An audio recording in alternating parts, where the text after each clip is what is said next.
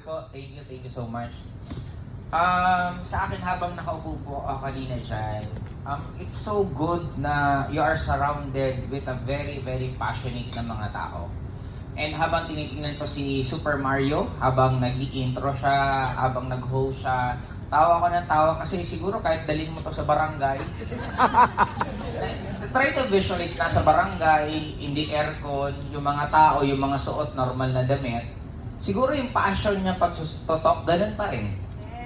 And ako nakakakilig kasi yung ganun, and I'm very, very privileged na nandito din po si Pao. Pwedeng palakipan po natin si Pao kasi honestly ko, konti lang po ang nakatrabaho ko na sobrang passionate na tao. Sa buong buhay ko, mabibilang ko lang po sa kamay ko. 10 lang naman ang daliri ko. Mabibilang ko lang ang konting taong yon. At kasama dun si Pao, at kasama dun si Super Mario, even sobrang, siguro ba, within 2 years pa lang ata ko siyang kilala eh. And habang tinitingnan ko yung mga passionate, maliban sa mga kasama ko dito sa council na they are also very passionate pagdating sa pag-network, napakasarap tingnan na we are just living sa mundong to na we have so many talents, we have so many skills, we have so many things na kaya natin i-accomplish, but the problem is sometimes masyado natin nililimitahan sa sarili natin. And sabi ko nga, we started, ang grupo po natin, ang pangalan is AIM1. AIM1 from the word itself na AIM1, ang dami pong naging top 1 na galing po sa AIM1 itself. Every year, consistent po nagkakaroon po tayo ng top 1 na galing mismo sa grupo natin. And sa grupo nyo naman po, sa group ninyo from First Class International. Kasi honestly, ang AIM1 lumaki po ng sobra sa Pilipinas, but we don't dominate the whole country, the whole mundo. Katulad ng Africa, they are coming from other groups na under sa AIM Global itself. And ako, I could visualize ang First Class International na this will be dominated, i-dominate nyo po hindi lang Philippines, kung hindi iba't ibang lupalop ng buong mundo. Kaya po ba yun? Yun po ba yung nakikita nyo mangyayari? And ako, sobra po ako bago ko makalimutan kasi biglang inabutan po ako ng iniinom ko. Habang nauupo kanina, kinikilig-kilig pa ako habang nag-i-intro si Mario. Sabi niya, ay salamat, hindi pa ako. Tapos pagtingin ko ng ako na pala yung magsasalita, alam mo, bigla ka rin kinabahan. Bago ko kalimutan, gusto ko yung sinabi ni Prestanya na turn your pain into purpose and turn your mess into message. And yun yung masasamap ko ng life eh. Ang mundo natin, this is a very, very, very magical na mundo kasi walang reality dito sa mundo natin. Yung lahat ng nandito right now, iba-ibang iniisip nyo habang may nagsasalita dito. Nakikita kong iba busy sa cellphone nila. Siguro katext nila kung sino yung katext nila na mamaya na, uuwi na ako, magkikita tayo. Nakikita ko naman yung iba dyan na habang busy kumain, habang may nagsasalita, kain lang siya ng kain. Nakikita ko rin yung iba dyan na lilisip yung mata na ako naman yung susunod na magiging top earner. Nakikita ko rin yung ibang mga event organizer dito na dito sa hotel, nag-aantay anong oras kayo matatapos para makauwi kami. Di ba? Magkakaiba eh. Even we are on the same venue, we are on the same event, pero iba-iba yung nakikita nyo sa nangyayari sa event na to. And that will be your decision. Kasi nung ako nagsimula, katulad nyo, nakaupo din dyan. Habang nagsasalita yung mga taong kumikita, isa lang sinabi ko sa sarili ko. Darating ang time habang tinitingnan ko yung katabi ko, tinitingnan ko yung mga attendees, kasi yung katabi ko hindi naman ako kilala eh. Habang lumalamon ako ng lumalamon pagkain, pero ang nasa loob ko, darating ang time makikilala yung pangalan ko. Darating ang time aakyat din ako dyan. Darating ang time magiging proud. And ako, I'm so proud kay Sandro kasi I'm sure nandito yung mom niya na iba yung pakaramdam na yung anak mo nagpapa-event ng ganito. Lalo pa sa isang klaseng Sandro Carlos. Sino mag-aakala na ako na-imagine ko kung gaano yan kakulit. Malamang kung magkaklase kami niyan sa school, nagsusuntukan kaming dalawa niyan eh. Pero imagine mo yung ganito. Kaya you can never tell eh. Your past, it's not important. Kung sino ka, kung anong pinagdaanan mo, kung ano man ang failures mo sa life, kung gaano ka man karaming beses na dumapa, it's not important. Ang importante ay yung magiging decision mo sa present mo kasi yun ang magdidictate palagi ng future mo. Kaya para sa akin, sabi nga kanina ni Prestanya, nag-visualize niya lang ano ang pakiramdam na maraming top earner na mga babae. And currently right now, sa top 20 po ng FCI, 12 po ang top earner na babae at 8 lang po ang lalaki. Ibig sabihin, kung ano man po ang reason nyo, it doesn't really matter. Kung desidido po kayo magbago buhay nyo, kayang-kaya nyo yung baguhin. And para sa akin, you could always surpass kung ano man po ang achievement namin right now. Kasi may nakitaan na kayong kokopyahin, may nakikitaan na po kayong hihigitan. Kaya para sa akin, para po yung sa aeroplano, ako na-excite po ako. Kasi sa aeroplano, ang pinakamataas po, simulan natin sa pinakamababa, ang pinakamababa po is economy. Ang susunod po is economy is business class. Ano kaya ang susunod sa business class? First class. Tulungan niyo akong sabihin, ano ang susunod sa business class? First class. Yan ba ang energy ng first class? Pwede po bang ulitin ko last na lang? Ano ang susunod sa business class? First class! Alam nyo, nasa almost 25% lang ang nagsasalita. Hindi ko alam kung saan ang galing yung ibang mga attendees nandito. Ako, lagi kong paniniwala sa life, kung nasimulan mo na rin lang naman, itodo mo na. Yes! Isang beses ka lang naman mabubuhay sa mundong to, bakit hindi nyo pagandahan? Kung pwede kang kumita ng 7 figures, bakit ka mag-maintain or papayag sa 6 figures lang? And ako, I'm very excited for next year because ang dami ko pong magiging load, ang dami ko pong magiging trabaho. Kaya right now, I'm very busy planning ano po yung magiging activities for the whole year. Kasi isa lang po ang first class sa inaasikaso ko.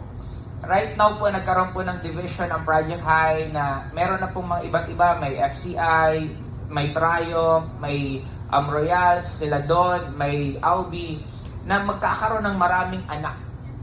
Na tututukan natin yan lahat para mas marami pong matulungan natin, kapwa natin Filipino na magbago ang buhay. Kasi sabi nga kanina ni Doc, yung HOF po natin na bago, napaka-multi-talented po ng Filipino. And ako, naniniwala po ako na mas marami pa po Pilipino na kasi lagi itong nadidebate sa vlog na paano na lang pagturo kayo ng turo na paano magnegosyo, turo kayo ng turo paano yumaman, paano na lang pag lahat na lang mayaman, sino pa ang magtatrabaho. And ako, nag-visualize ko, napakasarap naman siguro, gigising kang isang araw kung ang katulong mo sa bahay mo, foreigner naman. Yeah.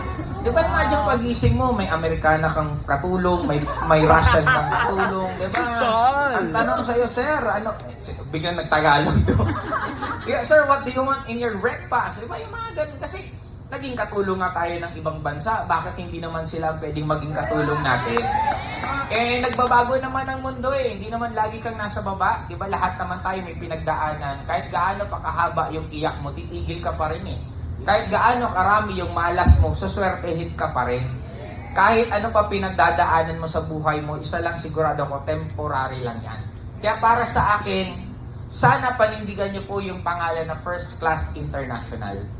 Na gusto ko kung magkakaroon man po ng mas maraming top earners, mas maraming magiging successful, kaninong grupo manggagaling? First Class Intern! Ayun, ang gaganda talaga ng energy nyo. Gutom na ba ulit kayo? O talagang ganito lang po kayo kasi first class kayo? Di ba pag first class, medyo mga mga tahimik, hindi masyadong maiingay. Di ba ganon? Yes. Pwede po ba isang beses man lang sa gabing ito, maging maingat, maging energetic naman kayo? Hindi naman siguro tayo mapapagalitan. Nasa event naman tayong ganito. Di ba? Kung nasanay siguro kayo sa kondo na tahimik lang, baka magalit yung katabi nyo, wala naman tayo sa kondo ngayon. Okay lang po ba na maging maingay? Yes! Ako siguro, ang masasabi ko na lang po kasi it's very timely, First Class International. Ang goal po ng company by next year is mag-focus sa international market. Ang pufokusan natin next year will be Taiwan, Singapore, and Hong Kong. Kaya mas maganda sa lahat ng countries na binubuksan, laging meron kayong grupo. Kaya po ba yon? Yes! Isa lang tip ko, sipagan nyo na lang po ng todo. Mas maganda isahang pagod habang buhay na pag-i-enjoy. Kasi ako when I started, I could still remember 2006 of December, sinabihan ako ni Apmay. Sabi niya, Joseph, mas bagay sa'yo may kotse. Kasi papunta po kaming Baguio that time, si Upline Maylin hindi marunong mag-drive. Sabi ko, Upmay, ako na lang magdadrive. Papunta kaming Baguio, habang nagdadrive kami, naaalala ko pa yung liko-liko na dinadaanan namin paakit ng Baguio. Biglang sabi sa akin ni Upmay, Joseph, sa totoo lang, mas magaling ka pa sa mga ibang may ibang may kotse. Kaya mas maganda dapat next year may kotse ka. Ang sabi ko kay Upmay, nabigla ako nung una, sinabi ko lang, sige po Upmay, ready po ako next year, magkakaroon ako ng kotse. 2007, dun ko na po binago lahat. January 1, 7 a.m., nag-present po ako sa BCO Bicol. First time ko yung ginawa sa buong buhay ko kasi tuwing December 31, lasing po ako kasi New Year, matutulog ako alas 3, alas 4 ng umaga, gigising ako mga alauna, alas 2 ng hapon. At yun po yung first time na gumising ako alas 6 ng umaga kasi pupunta po ako sa office kasi may pay-presentan ako. January 15 of 2007, yun din po ang first time na hindi ko po kasama yung mga kaibigan ko na magse-celebrate ng birthday. Kasi may mga friend po ako na same kami ng birthday, tatlo kami may birthday tuwing January 15. January 15, nasa Lucena po ako, nag-peak present ako. And it's so hard na habang nag-present ka maghapon, hindi alam hindi ko sinabi sa downline ko na birthday ko. Pero alam mo yung pakaramdam na hindi mo sinasabi pero sana malaman nila. Alam niyo po ba yung ganun na pakiramdam na sana batiin man lang ako, sana may regalong cake sa akin na surprise nila ako. Maghapon, nag-aantay ako na may babati, walang bumabati sa akin. Pero present. Alas 8 ng gabi, pagkatapos ng presentation namin, naghiwalay na kami ng downline ko, ako nasa kwarto na, tumawag yung mga kaibigan ko. Sabi nila sa akin, wala ka dito sa bahay namin. Lagi tayong kompleto every year. Bakit mo hindi sinipot yung birthday natin? Isang beses lang naman tayo bumabirthday sa isang taon, bakit wala ka dito? Kumpleto kami lahat, nagsisigawan sila, kumakanta silang happy birthday. At ako, nasa Lucena, maghapon nagpipresent. Anong pakiramdam? Nangingiyak-ngiyak na ako noon, pero sabi ko, ang tagal ko nang umiinom, ang tagal ko nang kasama sila, hindi naman nagbabago buhay ko. Masakit? Oo. Mahirap? Oo. Nakasanayan eh. Pero gusto ko ng pagbabago sa buhay ko. Kaya that time, lahat ng pwede kong ginibap ko para sa pangarap ko.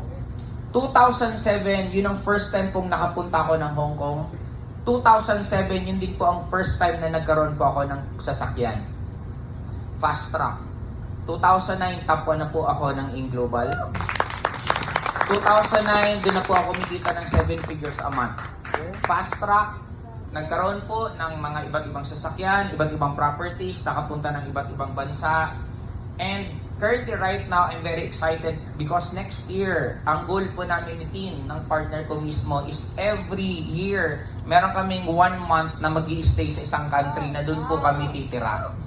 Naranasan ko na pong mamasyal ng 16 countries in a span of 1 year. Pero hindi ko pa nararanasan tumira sa isang country in a span of 1 month na straight. Kaya, bakit ko ito kinakwento sa inyo? Hindi ko po sinasabing gayahin nyo kung ano nangyari sa buhay ko. Pero masarap po gumising na ang pinakalis na pinoproblema nyo is pera. Masarap pong gumising na pag may gusto ang anak nyo, kaya yung ibigay. Sa mga magulang na nandito, ang pinakamasakit, may gusto ang anak mo, hindi mo kayang ibigay kasi wala kang pera. Sa mga kabataan at mas majority naman nandito sa Gen Z na nakikita ko right now, ayaw nyo ba? Ang kapalit lang naman ng pagsisipag, pagtsatsagyan nyo, ang magiging kapalit, pwede kayong pumunta sa lahat ng countries na gusto nyo. Lahat ng bucket list na nakikita nyo, kaya nyong checkan.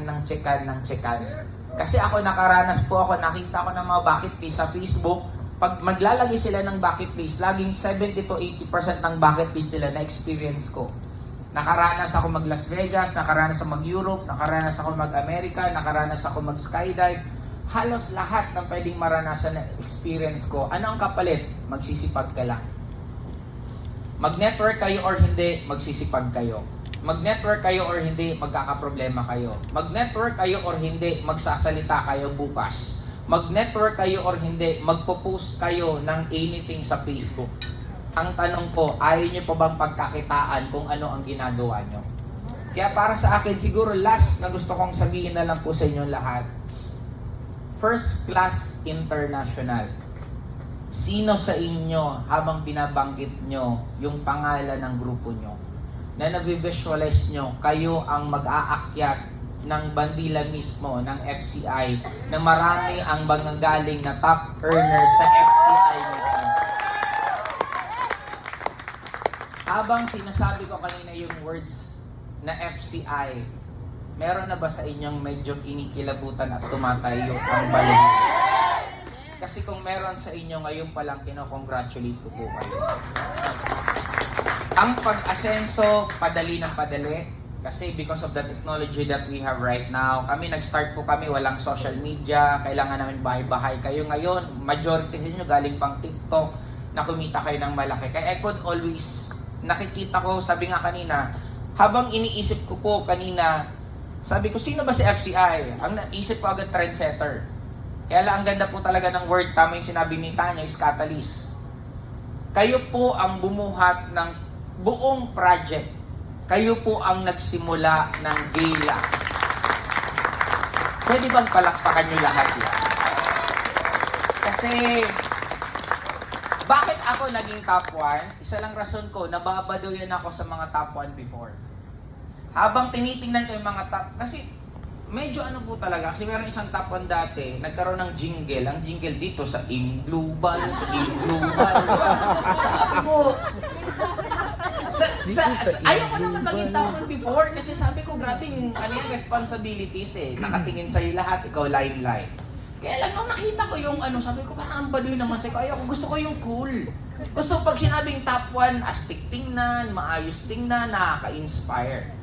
And kami, pag nagbibiroan kami ng council, pag sinabing magagandang grupo, tingin nyo, anong pangalan ang umiibabaw? First class! Ano yon? First class!